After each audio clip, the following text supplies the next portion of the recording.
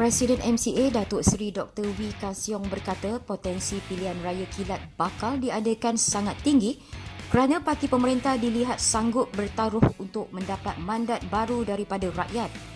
Memetik wawancara bersama akhbar Cina, Ka Siong mendakwa keadaan politik yang tidak stabil telah menjejaskan kemasukan pelabur asing ke negara ini. Menurutnya, daripada terus bertelagah, parti pemerintah dilihat boleh menghadapi pilihan raya dan beliau mengakui tiada masalah untuk berbuat demikian kerana beberapa parti telah pun bersiap sedia setiap hari untuk menghadapi sebarang kemungkinan. Ka Siong berkata Setiausaha Agong MCA Chee Sin Woo telah dilantik mengetuai jawatankuasa pilihan raya dan calon-calon yang layak mewakili parti sedang dikenal pasti. Institut Strategi dan Integriti Terengganu TSIS menjangkakan Pakatan Harapan akan berdepan dengan kekalahan dalam pilihan raya umum ke-13 ini sama ada jika diadakan secara mengejut ataupun sehingga habis penggal tahun 2023. Memetik sebuah portal, menurut Ketua Pegawai Eksekutifnya Dr. Wan Mat Sulaiman, berdasarkan kajian selidik oleh Emir Research, Pakatan Harapan tidak lagi mendapat dukungan majoriti rakyat. Katanya kaji selidik melibatkan 2,002 responden di seluruh negara dari 15 Januari hingga 24 Februari lalu menunjukkan tahap sokongan orang ramai kepada Pakatan Harapan hanya 30% berbanding sokongan kepada Muafakat Nasional sebanyak 52%. Beliau menambah berdasarkan dapatan kajian itu, nyata Pakatan Harapan akan mengalami kekalahan dalam sebarang pilihan raya yang diadakan dalam waktu terdekat. Kerana dalam pertarungan dengan Muafakat Nasional sekalipun, 55% atau 798 responden tetap memilih Muafakat Nasional. Kadar pengangguran negara melonjak kepada 778,800 atau kenaikan 5% pada April lalu. Menurut Survei Tenaga Buruh, jumlah tersebut merupakan lonjakan 48.8% berbanding tahun sebelumnya.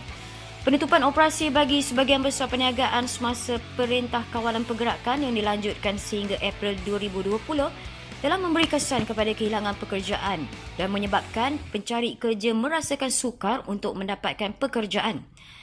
Ketua Perangkawan Datuk Seri Dr. Muhammad Uzair Mahidin berkata penduduk bekerja yang paling terjejas adalah di sektor pembuatan dan perkhidmatan iaitu penginapan dan makanan serta minuman, kesenian, hiburan dan rekreasi.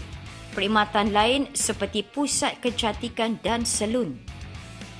Sebuah pesawat pejuang Tentera Nasional Indonesia TNI jenis Hawk 209 terhempas di kawasan perumahan Mutiara Sialang Indah, Desa Kubang Jaya, Kabupaten Kampar, Riau petang semalam. Menurut kenyataan TNI, juruterbang pesawat itu Aprianto Ismail dilaporkan terselamat selepas menggunakan kerusi lenting dan kini dirawat di Hospital Dr. Sukirman, Landud, Pekanbaru. Menurut media tempatan, penghuni dua rumah yang rosak teruk tersebut dilaporkan tidak berada di rumah ketika kejadian. Punca naas pesawat Hawk 209 buatan Britain yang digunakan TNI sejak 1996 itu masih dalam siasatan. Pengendali Real Madrid Zinedine Zidane menjangkakan barisan pemain Los Blancos bakal berdepan baki saingan La Liga musim ini ibarat menghadapi kempen Piala Dunia.